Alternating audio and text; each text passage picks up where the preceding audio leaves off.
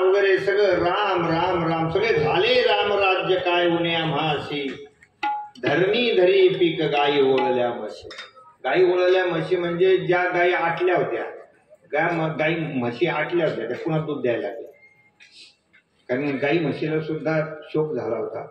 पानं आवरून घेतला होता त्यांनी पानं आवरून घेतला होता.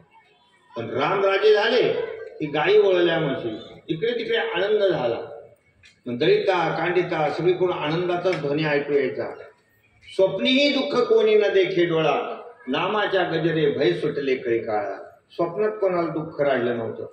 कोणी कोणाशी वैर करत नव्हतं. दैहिक दैविक भौतिक तापा राम राज नाही का होई व्यापा. तीन प्रकारचे जे ताप आहे आध्यात्मिक आधी भौतिक आधी दैविक हे कुठलाही प्रकारचा ताप त्यांना नव्हता. कोणाला कुठले आजार होत नव्हते. कधी त्या ठिकाणी कोणी कोणाला शिवीगाळ करत नव्हतं. काही मानसिक ताप नाही कुठला ताप नव्हता महाराज.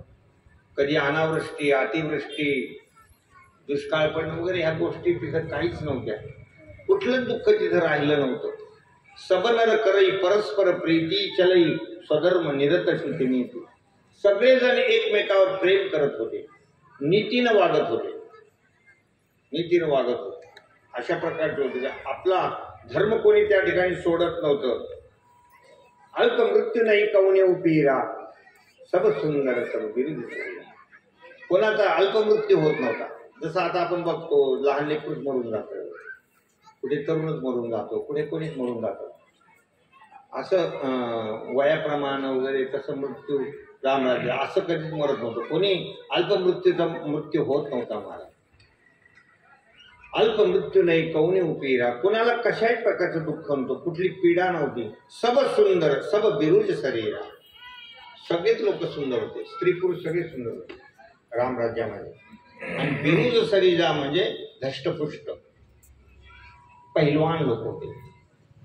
पहिलवान लोक अशी उगाच भली मोठी ढेरी टरबुजासारखी आलेली असं रामराज्यात नव्हतं.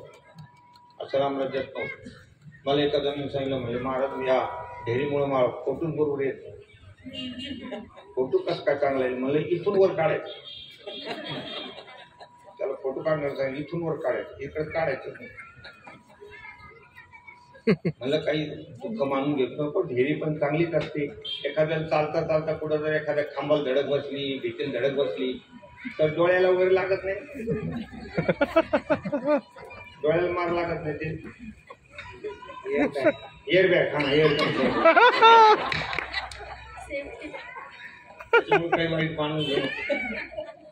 तर रामराज्यामध्ये सगळे असे पहिलवान होते. जास्त जाड माणूस असलं तर त्याला काही सुटत नाही. अरे अवघड असतं ना चालणं उठणं बोलणं सगळं वजनच वाढलेलं असतं. जाड माणसाने एकदा रिक्षाला हात दिला म्हणे मला स्टँडवर घेऊन जा. तर रिक्षावाला म्हणलं मीटरवर नाही घेणार वजनावर घेतो. मग ते वजनावर ठरलं. 1 क्विंटल 4 क्विंटल धरला अंदाज. आणि मग तो रिक्षा जसा बसला पुरी रिक्षा एकट्यानेच आठवली असते. 3 सीटाची असते ना 3 सीटाची जागा एकट्यानेच आठवली. एवढा जाड माणूस. त्या रिक्षावाल्याने रिक्षा चालू केली ना तर त्या असं उचकाटायला लागली रिक्षा. त्या खेड्यापाड्यामध्ये त्याला उल्याल म्हणतात. उल्याल अशी गाडी उल्याल व्हायला लागली. असं वर व्हायला लागलं म्हणजे कसं काय न्याव व्हायला. शेवटी असं तसं हँडल करायला एक ती हातगाडी म्हणून समोर चालला होता माणूस. त्याला धडकलं ते रिक्षावाला. त्या हातगाडीवाला बाजूला जाऊन पडला. मग तो उठून यायला लागला बोलायला. म्हणजे बॅक लिखून करता तुला काही ब्रह्मदेवाने अक्कल दिली की नाही. तो म्हणला तुझं काही नुकसान झालं असं भरून घे पण शिवाय देऊ नको. म्हणजे तुला काही ब्रह्मदेवाने अक्कल नाही. काय झालं म्हणले काय झालं म्हणजे तो हातगाडीचा माल रिक्षात कम घातला. पण रामराज्यात हे असे नव्हते बर.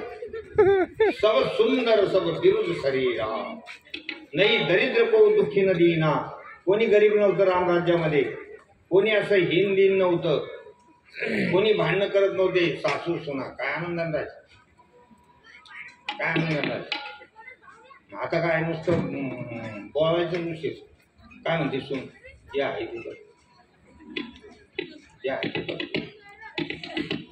एक शब्द तर खाली पडून देत नाही. चल चल चल परत परत बोलत राहते. अशा प्रकारे रामराज्यात असं काहीच होत नव्हतं. नाही को अबुदन लक्षण हे ना. कोणी त्या ठिकाणी अशिक्षित नव्हतं. मूर्ख नव्हतं. लक्षणहीन माणूस नव्हता. लक्षणहीन म्हणजे तंबाखू खाणं गुटखे खाणं लक्षणहीन माणसाचे काम आहे. ते काही ताकद येते का त्याच्याने. तंबाखू खाल्ल्याने काही चेहरा फार माणसाचा प्रसन्न होतो. ज्यावेळेला ते तोंडात टाकतात त्यावेळेला एक फटाळी फूट करते. एक फटाळी गजानन पाळली तर एक फटाळी त्या गजानन मंदिराजवळ. काय तोंड झालं त्याचं काय सुंदर ते ध्यान. काय चांगलं दिसतं ते. आणि पुन्हा बोलता बोलता मध्ये तुका तोंडात आलेला आपण काही प्रश्न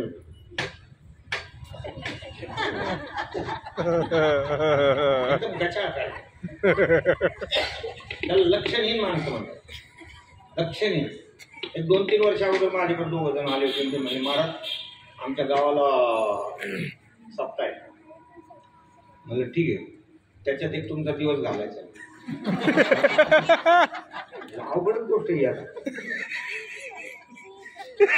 मला काय टाईम नाही म्हणजे आता माझ्या मरणाला उठले म्हणजे मला काय टाईम नाही म्हणलं देऊ शकत नाही तारीख. नाही नाही कोणत्याही परिस्थितीमध्ये तुम्हाला तारीख द्यावं लागतं. असं बोलता बोलता एक सुरेश छक्का पुढी काढली मधूनच मोठी आहे.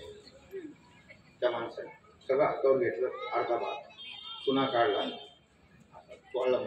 माझ्या समोर सगळी काय तोंडात टाकला बोकणा. चुकायला उठला. महाराज तुम्ही तारीख द्या. तुम्ही येत नाही ना तो रे लोक सुधारायचे नाही. आणि हे बिघडले तारीख घ्यायला आलेलंच बिघडलेलं. ते म्हणते लोक सुधारायचे आणि तू सुधार आली तूच सुधार. अशा प्रकारचे लक्षणहीन माणसं जे काही असे नाही तेच गोष्टी खात राहतात. बिड्या चोडीत राहते. काय त्याच्यात नुसतं ओढायचं काय काही जड वस्तू पण नाही. ती नुसतं आत धुवून घ्यायचं बाहेर काय काहीतरी करत राहतात लोक. काय त्याच्यामध्ये. असं तरी रामराज्यात कोणीच असं नव्हतं. सब निर्दंब धर्मरत पोनी नर अरु नारी चतुर सब गुणी. सगळ्या स्त्री पुरुष वगैरे हुशार होते आपल्या कामामध्ये. बोलण्यामध्ये चतुर होते. सगळ्यांचा आदर करणारे होते. राम राज न भगेश सुनू सचराचर जगमाई. काल कर्म स्वभाव गुण कृत दुःख का होईना. काकभूषणजी गरुडाला ही कथा सांगताय. भगवान महादेव पार्वतीला सांगताय. भारद्वाज याज्ञवल्क्यांचा हा संवाद आहे. गोस्वामी तुलसीदासजी तुम्हाला आम्हाला सांगताय. या ठिकाणी म्हणताय रामराज नभगेश म्हणजे काकभूषणजी गरुडाला म्हणतात गरुडा. राम राज्यामध्ये काळ कर्म स्वभाव गुण या अंगानं कोणीच दुःखी नव्हतं. जसं काही माणसं काळानं दुःखी होतात. काळ चांगला नाही सध्या. आपण नाही का दुःखी झालो. कोरोनाचा काळामध्ये दुःखी झालो आपण. तसं राम राज्यामध्ये काळ कोणताच काळ दुःख देत नव्हता. कधी माणसं कर्मानं दुःखी होतात. आपले कर्म वाईट चांगले कर्म करायचे नाही त्याच्याने दुःखी होतात. कधी स्वभावानं दुःखी होतं. आपला स्वभाव धडाचा नाही. नीट बोलायचं नाही. मग जसं बोललं तसं समोर ते लोक घरातले बोलतात. आपला स्वभाव चांगला ठेवला तर सगळे चांगले. स्वभाव चांगला पाहिजे ना. मी काल परवा म्हणलो ते आमचे वडील एकदा इथे रोहिलागडला गेले होते बघा. तिथे एक वारकरी होते. त्यांचं नाव भाऊलाल तर काय नाव होतं. तिथे गेले तर त्यांची जी सुनबाई होती ती थोडी लडाखू होती. म्हणजे भालकुदळ होती. सुनबाई लडाखू होती. आणि ते आमचे वडील गेले तिथे बसले. ते जे वारकरीच होते ते त्यांनी सांगितलं म्हणजे महाराज तुम्हाला काय सांगावं म्हणजे आमची सुनबाई लक्ष्मीचा भाऊ. एवढी सेवा झाली पोरगी मिळाली म्हणजे आम्हाला. तिनं दूध वगैरे करून आणलं, पाया पडली, दूध करून आणलं, आदर केला. का तर आपला स्वभाव चांगला. तुम्ही जर आदरानं तिला बोलले तर ती का सेवा करणार नाही? जर का कोणी खेटलं तर मग जो आमच्याशी खेटल तो खालून वरून पेटल. मग अशा प्रकारची स्थिती. म्हणून स्वभावाला फार मोठं महत्व आहे. रामराजामध्ये स्वभाव चांगले होते. काल स्वभाव गुण कृत चांगले गुणी लोक होते. सगळं रामराज्याचं खूप या ठिकाणी वर्णन आलेलं आहे, खूप वर्णन आलेलं आहे. रामाच्या बाबतीमध्ये आपण काय बोलणार, इतक्या गोष्टी त्या रामामध्ये होत्या. भगवंतानं अनेक मोठे मोठे यज्ञ केले. कोटीनं बाज मेद प्रभू कीने दान अनेक जन कहलीने. कोट्यावधी अश्वमेध यज्ञ भगवंतानं केले. आणि पती अनुकूल सदार सीता शोभा खानी सुशील विनीता निज कर गृह परिचर्या करई रामचंद्र आयसो अनुसरई. सीताजी स्वतः सगळे काम करायच्या घरातल्या. तिचे असं वर्णन आहे महाराज. निज कर गृह परिचर्या करे. घरातली जी काही स्वच्छता असते ती करणार. भांडे धुणे काय काम स्वयंपाक वगैरे स्वतःच्या हातात. नाहीतर आता महाराज सगळा काळ बदलून गेला. भांड्यावाली धुण्यावाली. एक काय झालं, मी इथं दुकान उघडायला आमच्या बाजूला एक महिला घराच्या समोर झाडत होती. डोळ्यातून पाणी पडायला. मला काहीतरी घटना वाईट झाली. म्हटलं ताई काय झालं ओरडायला? मी म्हणलं काय झालं रडायला? नाही ना, सकाळी भांडीवालीचा फोन आला, ती म्हणली मी नाही येणार.